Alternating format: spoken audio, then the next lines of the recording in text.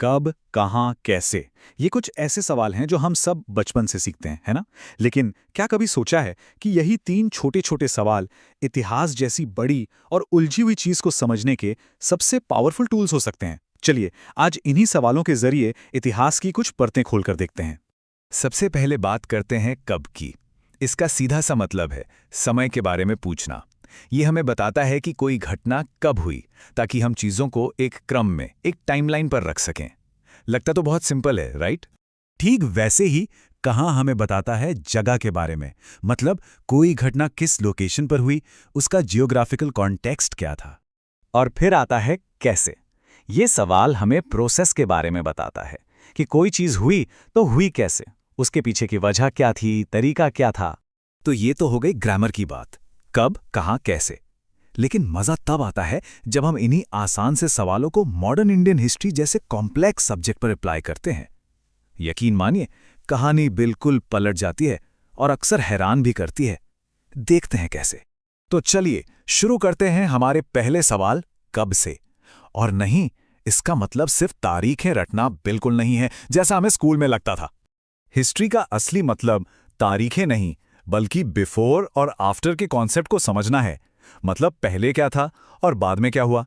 ये जो बदलाव है ना, इसी को समझना ही तो हिस्ट्री है। समाज कैसे बदला, चीजें कैसे इवॉल्व हुई, यही तो है इसका कोर। अब देखिए, हिस्ट्री तो बहुत लंबी है, तो उसे एक साथ पढ़ना तो बहुत मुश्किल है। इसीलिए हिस्टोरियंस क्या करते हैं, वो इसे अलग अलग पीरियड्स यानी कालों में बांट देते हैं। ऐसा वो उन दौर की कॉमन कैरेक्टरिस्टिक्स के आधार पर करते हैं, ताकि उसे समझना और पढ़ना आसान हो जाए। अब इसका एक बहुत इंटरेस्टिंग एग्जाम्पल देखते हैं। 1817 में एक स्कॉटिश इकोनॉमिस्ट थे, जेम्स मिल। उन्होंने इंडियन हिस्ट्री को 3 हिस्सों में बांटा, हिंदू, मुस्लिम और ब्रिटिश।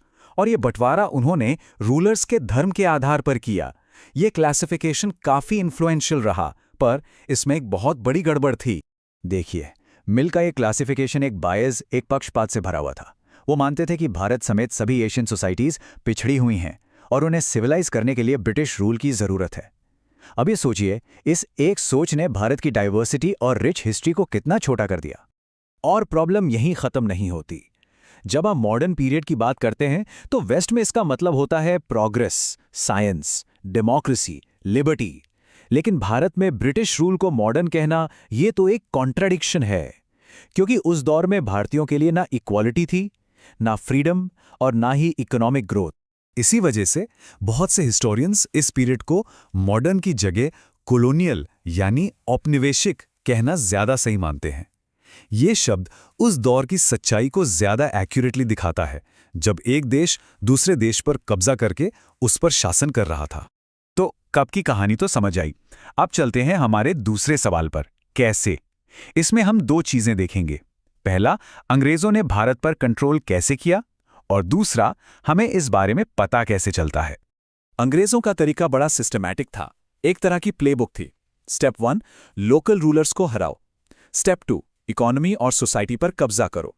एंड स्टेप 3, यहीं के लोगों से टैक्स वसूल कर अपने राज का खर्चा निकालो।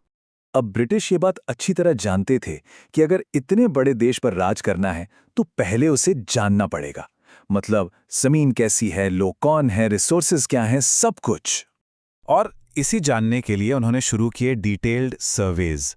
पूरे देश की मैपिंग की गई, सॉइल क्वालिटी चेक हुई, रेवेन्यू सर्वेज हुए, यहाँ तक कि 1800 से रेगुलर सेंसस यानी जनगणना भी शुरू हो गई। ये सारा डेटा, ये सारी इंफॉर्मेशन उन्हें कंट्रोल बनाए रखने में मदद करती थी। एक और बहुत जरूरी बात, अंग्रेजों को लिखने की, डॉक्यूमेंट करने की आदत थी। हर इंस्ट्रक्शन, हर प्लान, हर agreement, everything was in writing. और इसी वजह से बने गवर्नमेंट आर्काइव्स के ढेर, जो आज हमारे लिए हिस्ट्री का एक बहुत बड़ा सोर्स हैं। चलिए, अब आते हैं अपने तीसरे और आखिरी सवाल पर, कहाँ। और यहाँ कहाँ का मतलब सिर्फ ज्योग्राफिकल लोकेशन नहीं है। यहाँ इसका मतलब है पर्सपेक्टिव, नजरिया, यानी हिस्ट्री को कहाँ से देखा जा रहा है। जरा सोचिए, एक ही हिस्टोरिकल पीरियड 2 अलग-अलग लोगों के लिए कितना अलग हो सकता है। अगर ब्रिटिश पर्सपेक्टिव से हिस्ट्री पढ़ें तो वो गवर्नर जनरल्स और वॉइसरॉयज के कामों के बारे में होगी, उनकी पॉलिसीज, उनके अचीवमेंट्स। पर अगर वही हिस्ट्री इंडियन पर्सपेक्टिव से देखें तो कहानी आम लोगों की होगी, उनके संघर्ष की होगी, समाज सुधारकों की होगी। तो हमने ऑफिशियल रिकॉर्ड्स की इंपॉर्टेंस तो देख ली, पर अब बात करते हैं उस चीज की जो ये रिकॉर्ड्स हमें नहीं बताते, और ये एक बहुत बड़ी लिमिटेशन है।